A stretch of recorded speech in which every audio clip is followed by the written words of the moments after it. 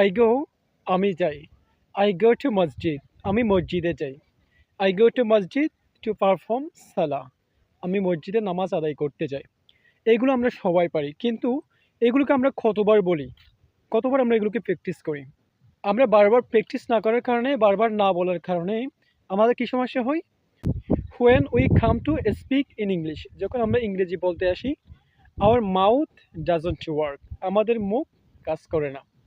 Actually this is lack of practice. এটা আসলে আমাদের প্র্যাকটিসের অভাব। So if you want to be fluent in English, যদি আপনি ইংরেজিতে ফ্লুয়েন্ট হতে চান, you have to practice again and again.